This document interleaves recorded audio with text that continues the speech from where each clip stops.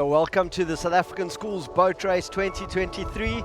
We are in Port Alfred. It is a sunny day and look who we've welcomed. It's the wind. There's an easterly beasterly it's come through. It's looking like it's going to be a fast second half. The first half is going to be a bit slow, but the crews look like they're preparing well for it. We're just looking to come down the course, see where we place. If we've done enough of the hard yards, or if we still need to fix our things up for champs next year. In terms of your boys and your girls, what would you consider a good result? If they come with the water and they say that they did everything they could, we never really put numbers down on it, just because we don't know how the other crews are doing. We might have a very good crew that year, but the standard's just so high that we might not get the number that we want. So for us, it's just we can come down and say we had a good, clean race and we did everything we could, and we're happy. Well, we've gone through it, and obviously stroke is to set the rate and 3-seat is to help stroke set the rate, and my job in the boat now is to motivate the crew and keep it going, and our bowsman is calling all the technical calls, so I'm just going to motivate the crew and get them through the race. And how's your preparation for this event been? I feel that it's been much better than my previous years. This is my third boat race and I definitely feel most prepared. I have lots of faith in our crew. We've done lots of camps at Misverstand back in Cape Town, but I'm feeling quite prepared for this race.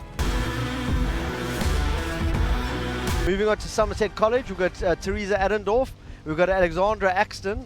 Alexandra Axton, I think, won the sculls earlier in one of the coastal regattas at the end of October. You've got Julia Brown, and the stroke scene, you've got Lisa McDonald, and that's going to be coxed by Jocelyn Huggett. Bar side corner, through the shooting range, the killing fields, that's where you're really going to look to lay it down. That's where you set yourself up, and if you can get a good time through the shooting range, you really set yourself up as you come into the Bay of Biscay. As we come into the famous, through the killing fields, this is going to be a critical area, lining yourself up for that corner and making sure that you get around it nice and cleanly. The first big corner for them, if you can hit that apex and line yourself up for the stroke side corner, I think this is probably the most critical exit on the whole course, in terms of you've got to hit the corner perfectly and then you've got to line yourself up so that you can hit the next corner perfectly. So if you mess up the exit, that's going to cost you a lot of time. And of course, the famous Bay of Biscay, James Thompson, he'll be joining us tomorrow, says there's 3 things in life that are certain: death, taxes, and the wind in the bay. Coming around there, that's Shipwreck Corner. That's going to be it's a stroke corner, and that's where it's very exciting. If you're ahead, you might stay ahead, but it's when it's very close. We remember the St. Albans, St. John's race from last year. Everything can happen at Shipwreck Corner. We're very worried about the headwind hitting the boats there and actually pushing them onto the far side of the bank. But once you have a look down the course, you see the finish line bridge. You go as hard as you can for that. And are we going to see any teams shooting the bridge there this year? It'll be interesting to see if the tide allows it, but once you release that corner, you feel the rudder come off and the energy just lifts in the boat. You know there's only about 5 or 6 minutes left to the finish. I think the wind's going to pump it down, so it's going to be uncomfortable, but that last 1,000 meters or so is going to blow by in a flash. And there's the sweet finish. That's exactly what everybody's going to hope for. They've just got to make it across the checkered flag there and rest up easy, and hopefully they've made the finals for tomorrow. Hopefully the weather should hold 16 crews, 30 seconds interval, so we're looking at about 8 minutes, so it's doubtful that the weather's going to change that much though.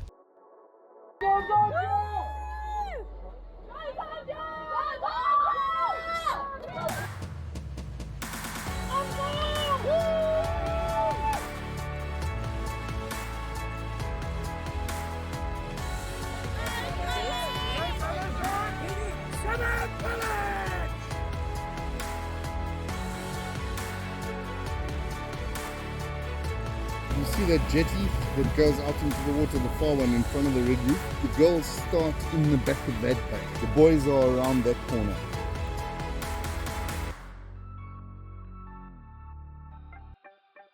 But generally the girls race on the slightly lower tide. If we look at it now, the river is looking relatively full, so I think once we get to the bridge we'll see some people start to shoot it. I'm just trying to have a look at those blades there. For my money, it seems to be a wing rig. I was going to say it's Somerset College, but that crew looks to be nice and together. Yeah, there's a little bit of sun coming off the side there, but look at the different lines that some of the boats are taking. Some seem to be going a little bit wider, some a little bit tighter. A boat race is one of the few races where you'll see the coxers going out in the motorboat with the coaches to actually have a look at what line they're going to try and take. So you'll see here as they come around that first bar side corner, some crews like to go out quite wide because they believe you can go out a little bit wider, line yourself up, and then you just shoot straight through, where some crews really believe in just on the exit. But both of them work if executed correctly. And as we see here, that looks to be Somerset College for my money.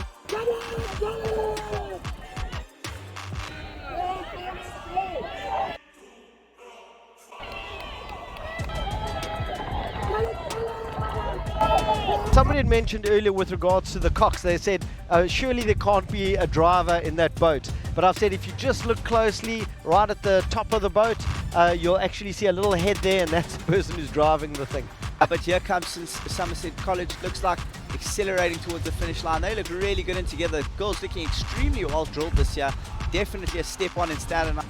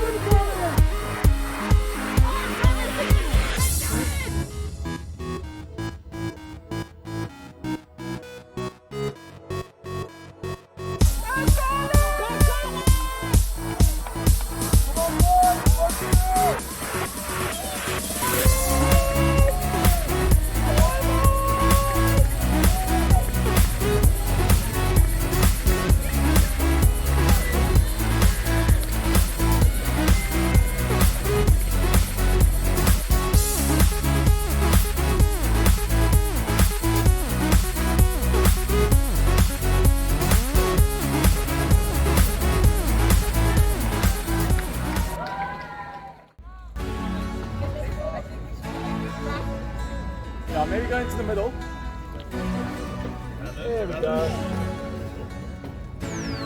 Boys.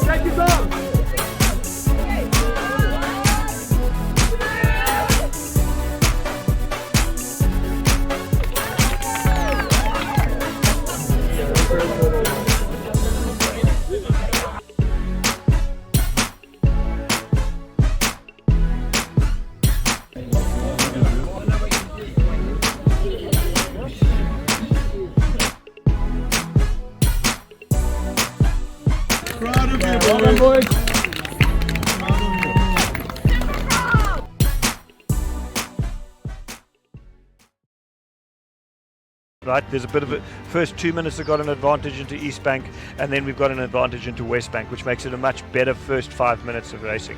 It looks like we're starting to tee up our first race over here. Mo, what can you tell us about these two crews? Yeah, I think the key players here for Somerset College will be Axton and McDonald. Both of them rode for Western Province in the pair, so they've come back from sweep rowing, and I'm sure they've taken the experience of that campaign back into the sculling boat now. I think they're in the C final. I don't know how they feel about that result, but I think the big thing from Somerset here is that they beat Assumption yesterday by a fairly substantial margin. So I think for Somerset, they kind of can go into this quite relaxed, and I think they're going to go straight out from the beginning and look to stamp the authority on the race. But I think what we'd like to see from Assumption is a nice brave start, go out hard, really go for it early on and really try to put the cat amongst the pigeons. I mean, you've got Alexandra, others known as Zandra Axton, who's got a sculls victory recently at the Misfit Sant under 19 sculls. So she's a sculler. She's bringing a lot of power through there in the boat. Somerset College, you know, they live in the winelands, they live in a beautiful part of the country, and they've had of late some great results with their rowing. It's going to be fantastic to see how they're able to do it. You know, their better results is actually from 2022 where they got a fourth. So they're on a bit of a roll. They've got some good teams there. It's been interesting to see if Nicholas Muller, you know, and Tamlin Clement, who are the coaches, what they're able to bring to the C finals and just cement a victory over Assumption. That's what they're looking to do.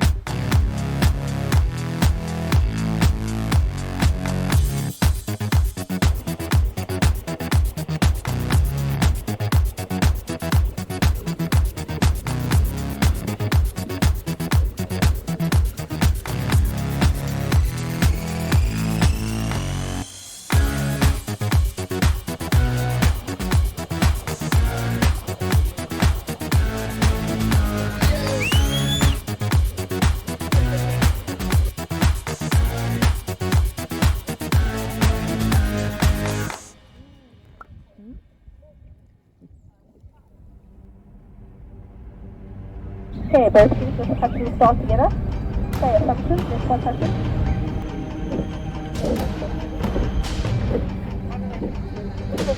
Okay, turn away.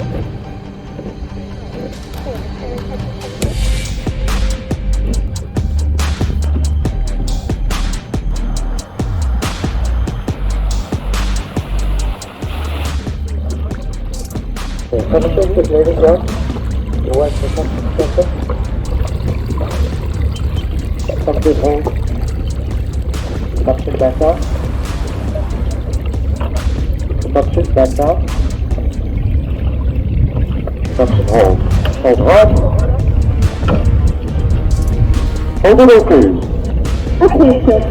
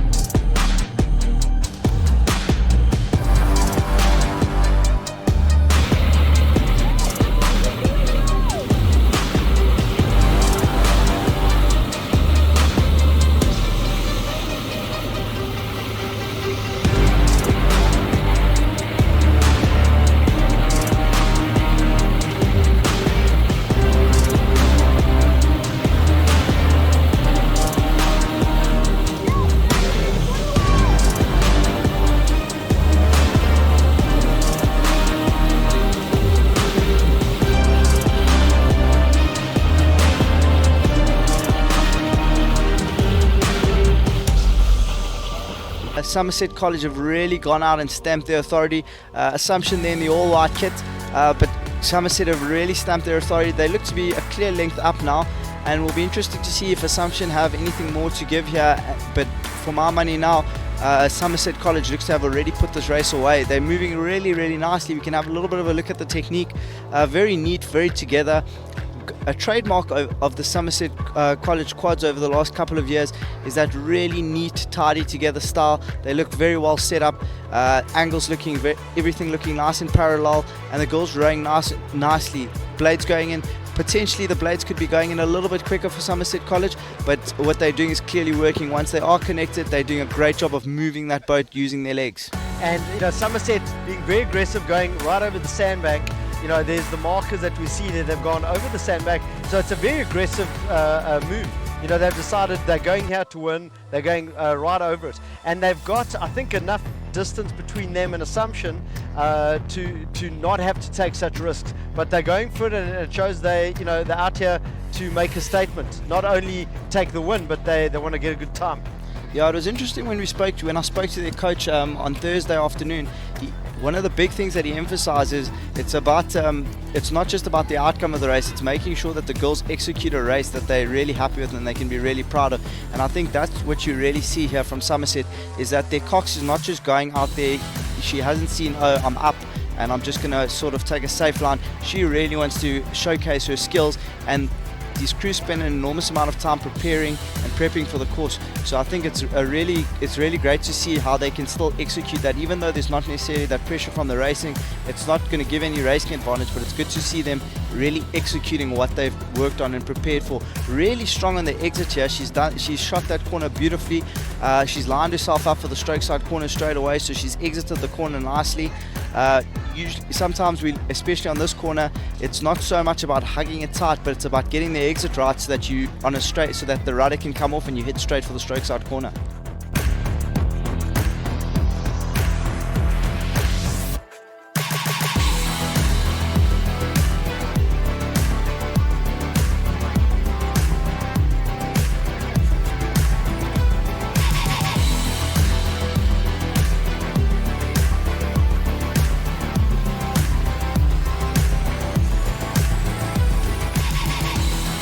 I think, yeah, psychologically, it's a fine line that the Coxes have to walk. I think the Coxes here I think Mutsabi is doing a great job. She's having to find a way to motivate her crew, even though they're down. I think she can probably see the writing on the wall because this race looks to be done and dusted.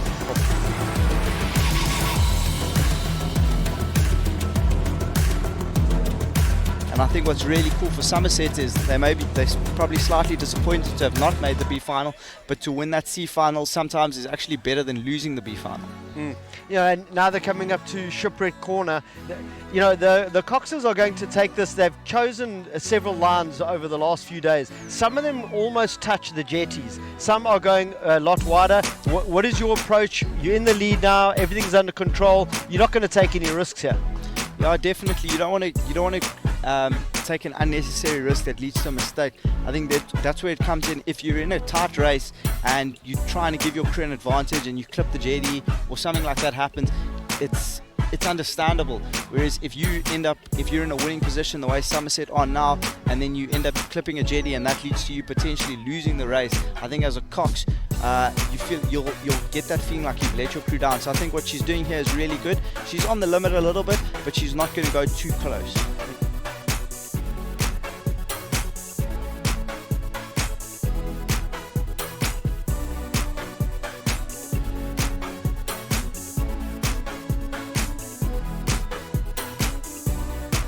The whole field. I think one of the things in girls rowing at the moment, it's very heavily between the Gauteng schools. So I think having a school like having Somerset College come up and be really, really competitive can only be good for the sport. Yeah, exactly. You've got Adendorf and Axton. I think those are the names you were searching for. Josh Huggett is the Cox. She's done a magnificent job here. They're pushing right through.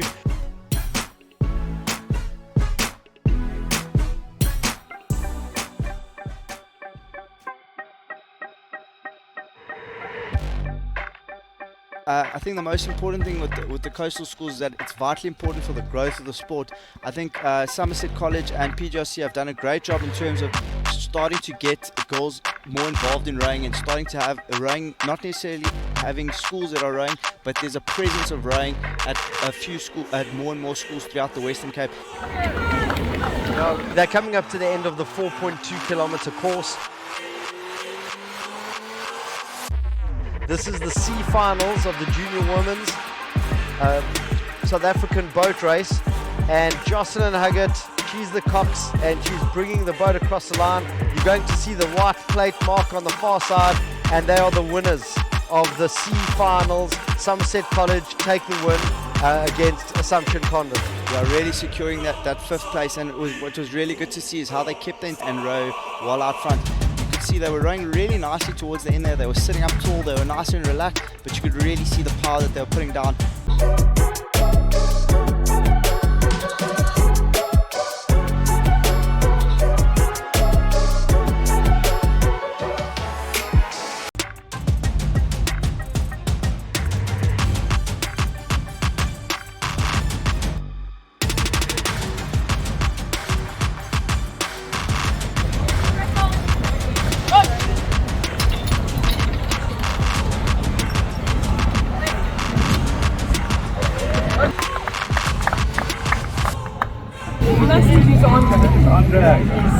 Congratulations, Zandra. You are live at 3. Right, we're down here quayside with Xander Axton, who is in charge of the Somerset team. They've just beaten Assumption in the C final for the girls. And Xander, congratulations. Very happy with the way everything went today. Yeah, I think we're really happy. You hope for the best but expect the worst, but I think we have our Cox to thank for it. The way she speaks, she's composed, the whole crew's composed, so yeah. It looks like she took quite aggressive lines early on and you were able to get that gap and hold it. Yeah, I think we fully trust her. I never doubted her 1 second, and she's a really, really skilled Cox, so I'm really grateful for her. It looks like you had a really nice team spirit. You're trying to fly the flag for Western Province rowing. Just maybe turn your right shoulder and show us the message. Definitely. Western Province, prove them. And another little message on my other shoulder for my bowsman. We wrote a nice message on the person in front of us just to motivate us through the race. And yeah, I think our crew energy is so good, and I wouldn't race this race with any other girls. Fantastic, congratulations. Thank you so much, appreciate it. All right, getting back to the studio here from Quayside at the 2023 Road Races. I'm Neil Bissika.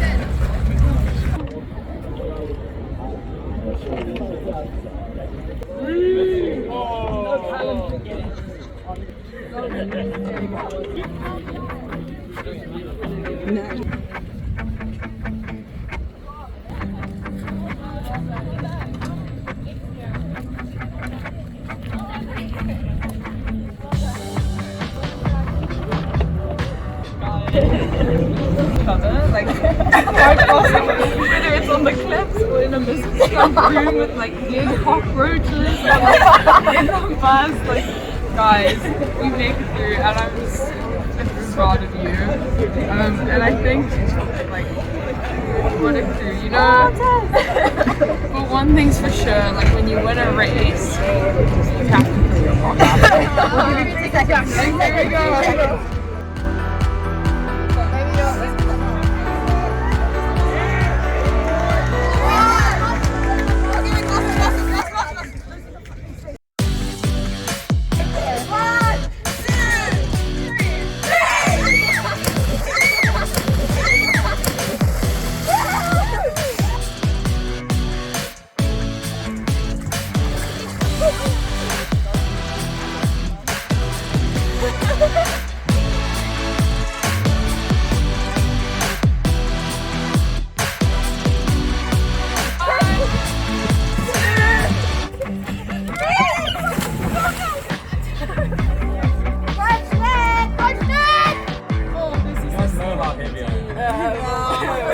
Strong. You trained us. You sure you don't want to get the boys to help? No. Okay.